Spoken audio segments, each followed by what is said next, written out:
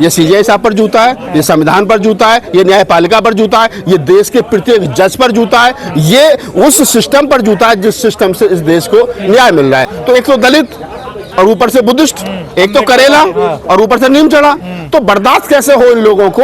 वो पहले दिन से उनकी आंखों में खटक रहे हैं। और उस मूर्ख आदमी को यह भी पता होना चाहिए कि आप जिस प्रकार से सीजीआई एक बड़ी पोस्ट है, भारत के न्यायपालिका का प्रथम व्यक्ति जिसके ऊपर उम्मीद है भारत के तमाम गरीब शोषित पीड़ित लोगों को न्याय की, उस आदमी के मान सम्मान, उसके मान सम्मान को ठेस पहुंचा करके जूते फेंक करके ये बताना कि आप दलित हो, आप अछूत हो, आप शूद्र हो और आप इस कुर्सी पर बैठ तो गए हो, लेकिन आपका स्थान आज भी मनुवादी सिस्टम में, इस सनातनी सिस्टम में, इस हिंदूवादी सिस्टम में, इस चतुर्वर्णीय सिस्टम में वही है जो वो अपनी नजर से देखते हैं। पर गवई साहब ने तो इसको एक्सेप्ट कर लिया ना, देख लिया, वो तो कुछ कह ही नहीं रहे। देखिए मैं क्या कह रहा हूँ आपको, गवई साहब ने क्या कहा, ये गवई साहब का आपका और मुझे बेहतर पता है, लेकिन एक इतने बड़े पद पर बैठा हुआ व्यक्ति क्या करेगा? एक इतने बड़े पद पर बैठा हुआ व्यक्ति अपनी गरिमा के खिलाफ बोलेगा। अगर हाथी जा रहा और कुत्ते भौंक रहे हैं तो हाथी क्या करेगा? इग्नोर करेगा। और प्रधान हाथी कुत्ते वाला नहीं, जूते का मैं वहीं आ रहा हूँ, मैं आपकी बात पे ही आ रहा हूँ कि सीजीआई साहब ने जो स्टेटमेंट दी है, अगर मैं सीजीआई साहब की जगह होता तो साथ कुछ और करता, लेकिन सीजीआई चूंकि सीजीआई है, उनके हाथ में बहुत सारी पावर है, कानून सारा उनके हाथ में है, वो चाहे तो उसको एक अच्छा सबक सिखा सकते हैं, लेकिन उन्होंने ये बड़प्पन दिखाते हुए कि इसको माफ कर दिया जाए, अगर इस प्रकार की गलती ना करे तो शायद उन्होंने माफ कर दिया। लेकिन तो बड़प्पन नहीं दिखा रहे थे, लेकिन को लागू करवाना चाह रहे दलितों पे। मैं क्या कर रहा हूँ, सरकार का धन्यवाद कि क्रीमी लेयर लागू नहीं हुआ। मोदी जी ने कहा कि दलितों में क्रीमी लेयर लागू नहीं होगा। मैं क्या, अगर आप ऐसे व्यक्तिगत करोगे कि सीजीआई साहब ने वहां क्यों नहीं करा, वर्गीकरण वाला फैसला क्यों दे दिया, ये क्यों कर दिया, वो क्यों कर दिया, अभी हम कल परसों तारीफ कर दे सीजीआई साहब की, उन्होंने सुप्रीम कोर्ट में जो है वो आरक्षण लागू कर दिया, तो हम भी स्टेटमेंट दे रहे थे, उस पर आप भी रिकॉर्ड कर रहे थे। तो समय समय पर आदमी ऊपर नीचे होता है, सीजीआई साहब भी है तो आदमी, एक कानून के बड़े ज्ञाता हैं, बहुत सारे केस उनके कलम से सुलझे हैं, देश की अदालतों को बड़ी उम्मीदें हैं उनसे, आज भी हैं, कल भी रहेंगे जब तक इस पद पर रहेंगे। लेकिन ये कह देना कि सीजीआई साहब उस समय ऐसे थे और अब ऐसे हैं, तो उस समय की परिस्थिति स्थिति क्या रही थी वो अलग थी, आज की स्थिति परिस्थिति क्या वो अलग है। तो आज वर्तमान में जो हम बात कर रहे हैं वो इस बात पर कर रहे हैं कि सीजीआई साहब पर जूता फेंका गया। मैं इसकी घोर निंदा करता हूं, और जिस व्यक्ति ने इस प्रकार के कार्य को अंजाम दिया है उस व्यक्ति को कठोर से कठोर सजा मिलनी चाहिए। सीजीआई साहब ने अपना बड़प्पन दिखा दिया, लेकिन सरकार को चाहिए, सरकार को चाहिए, ये सीजीआई साहब पर जूता है, ये संविधान पर जूता है, ये न्यायपालिका पर जूता है, ये देश के प्रत्येक जज पर जूता है, ये उस सिस्टम पर जूता है जिस सिस्टम से इस देश को न्याय मिल रहा है। तो मैं वो कह रहा हूं कि अब सीजीआई साहब ने कह दिया कि उसको माफ कर दिया जाए, लेकिन मैं फिर कह रहा हूं कि अब ये जिम्मेदारी बनती है सरकार की कि उस व्यक्ति को कठोर से कठोर सजा दी जाए, ताकि इन फ्यूचर किसी भी समय पर कोई भी व्यक्ति इस प्रकार की घटना को अंजाम ना दे सके। ये है। तो और आज यहाँ पर जो दे तो जूता वापस कर दे। मैं बता रहा हूँ, आज जितने लोग यहाँ पर इकट्ठा हुए हैं वो तमाम बुद्धिजीवी लोग हैं, तमाम इंटेलेक्चुअल हैं, दलित समाज के, ओबीसी समाज के, महिलाएं, वो जो 90% आवाम है, SC ST OBC, वो आवाम आज यहाँ इकट्ठा हुआ है, जिनके पीछे लाखों लाखों लोग हैं। एक दबाव बनाने की कोशिश की जा रही है कि वो उसको सजा मिले, और ये दबाव बनाने की कोशिश की जा रही है कि आने वाले समय पर इस प्रकार की घटनाओं को अंजाम ना दिया जाए। लेकिन फिर भी मैं अपने तमाम जो हमारे समाज के लोग हैं उनको बता दूं कि ये जो सिस्टम है, सीजीआई साहब जिस दिन सीजीआई बने तो बताया गया साहब पहले दलित बुद्धिस्ट, दलित दूसरे बुद्धिस्ट पहले, तो पहले तो यही लोगों को समझने में काफी लंबा समय लगा कि दलित तो चलो पहले केजी बालाकृष्ण साहब रहे, अब दूसरे दलित हो गए, ये हो गए, अब क्या नाम है बुद्धिस्ट भी है। तो एक तो दलित और ऊपर से बुद्धिस्ट, एक तो करेला और ऊपर से नीम चढ़ा, तो बर्दाश्त कैसे हो इन लोगों को?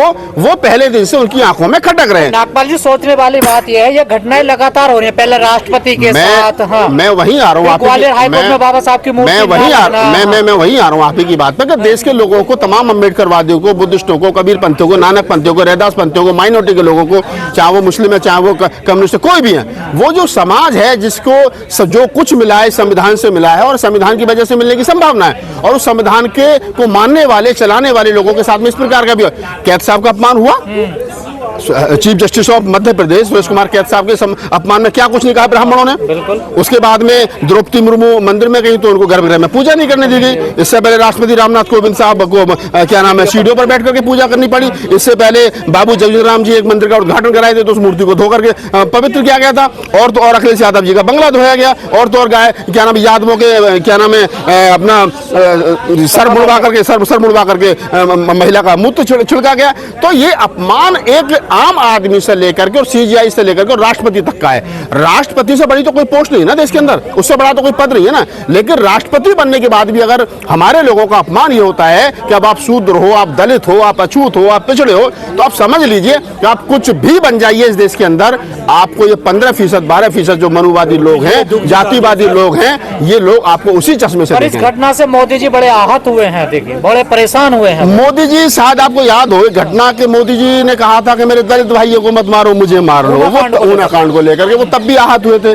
वो रोज आहत ही रहते, वो और उनके साथ में आने वाले लोग जो जिन आहत गैंग है पूरा, ये काम नहीं करते हैं। मैं समझता कि मोदी जी ने जो ट्वीट किया था वो मैंने भी पढ़ा। मोदी जी कहते कि जिसने सीजीआई के खिलाफ इस प्रकार की घटना को अंजाम दिया है उसको तुरंत तत्काल प्रभाव से गिरफ्तार करके जेल में भेजा जाए। तो उस ट्वीट से मैं भी खुश होता, लेकिन मैं आहत हो गया। अरे भाई तुम्हारे आहत का हम करें, ओले बिछाए खाएं, क्या करें तुम्हारे हाथ को, तुम्हारे ट्वीट का हम करें क्या भाई। ईश्वर का आदेश हुआ, परमात्मा का आदेश हुआ और वो पूरी रात सो नहीं पाए और सुबह जाकर अंजाम दे दिया घटना को। देख तो मैं भगवान को ढूंढ रहा हूँ कि तुम, अरे वो कण कण में है तो फिर कण कण में बच्चों के बलात्कार हो रहे हैं, 5-5 साल की बच्चों के बलात्कार हो रहे हैं, वहीं मंदिरों में बलात्कार हो रहे हैं, भगवान रोकता क्यों नहीं है। तो मैं कह रहा हूँ गजेंद्र जी, ये बड़े मजे की बात है कि भगवान का आदेश हुआ, कभी चीफ जस्टिस को आदेश हो जाता है कि मेरे सपने में भगवान आए और उन्होंने कहा कि अयोध्या मामले का आप ये फैसला दे दो, कभी जूते चलाने वाले का फैसला हो जाता है, करी साहब आप ऐसा कर दो। तो ये क्या है कि भगवान की आड़ में जो इनके मंसूबे है ना, जो इनके मन और मस्तिष्क में मनुवाद, गंध, जातिवाद और आतंकवाद जो भी है, वो उसको भगवान के भरोसे और भगवान के नाम पर बाहर निकाल रहे हैं, डिलीवर कर रहे हैं बार बार। तो मैं यही कह रहा हूं कि इस देश के 80-85% आवाम को समझ जाना चाहिए कि ये समाज आपको किसी भी सूरत में एक्सेप्ट करने वाला नहीं है। देश के संविधान ने बेशक आपको राष्ट्रपति बना दिया, सीजीआई बना दिया, मुख्यमंत्री बना दिया, लेकिन उसके बावजूद ही आपका अपमान जारी रहेगा। जो है किशोर, उनको कोई पछतावा नहीं है, कह रहे हैं मुझे कोई पछतावा नहीं है। राग जो है वो कह रहे मुझे कोई पछतावा नहीं है, अगर दोबारा मौका मिलेगा तो मैं फिर भी ऐसे ही करूंगा। मैं वही तो कह रहा हूँ कि ऐसे आदमियों का आप यार सभ्य लोगों की सोसाइटी में खुला छोड़ रखा है उस आदमी को, जो आदमी चैलेंज कर रहा करके मैं दोबारा ये करूं, उसको जेल में ठूसना चाहिए भाई, और उसको कड़ी से कड़ी सजा देनी चाहिए। तो मैं तो प्रधानमंत्री के ट्वीट पर सवाल खड़ा कर रहा हूं कि जो प्रधानमंत्री कह रहे हैं मैं बड़ा आहत हूं, उन प्रधानमंत्री जी से मेरा सवाल है कि आहत मत होइए, उस आदमी को उठाकर जेल में ठूसे। प्रधान सीजीआई साहब ने जो बड़प्पन दिखाया उसके लिए बहुत बहुत धन्यवाद, लेकिन मेरा व्यक्तिगत ये मानना है कि ज्यादा बड़प्पन दिखाना भी ठीक नहीं है। ये बताने की कोशिश की जाती है कि आप दलित हैं, आप सीजीआई बन जाएंगे तो दलित रहेंगे, आप प्रधानमंत्री बन जाएंगे तब भी दलित रहेंगे, आप राष्ट्रपति बन जाएंगे तब भी दलित रहेंगे, आप मुख्यमंत्री बन जाएंगे तब भी दलित रहेंगे। आपको वो ये हर बार अवगत कराना चाह रहे हैं कि आपका स्थान जो सीजीआई बनने के बावजूद भी वो ये वाला है। अब रहा सवाल सनातन का अपमान नहीं सहेगा हिंदुस्तान जो नारे लगाए गए हैं, तो उस मूर्ख आदमी से जिसने सीजीआई साहब की तरफ जूता फेंका, राकेश कौशल शायद उसका नाम है, राकेश किशोर, उससे ये पूछा जाए कम से कम कि भाई सनातन का अपमान नहीं सहेगा हिंदुस्तान, तो सनातन का कौन सा अपमान कर दिया।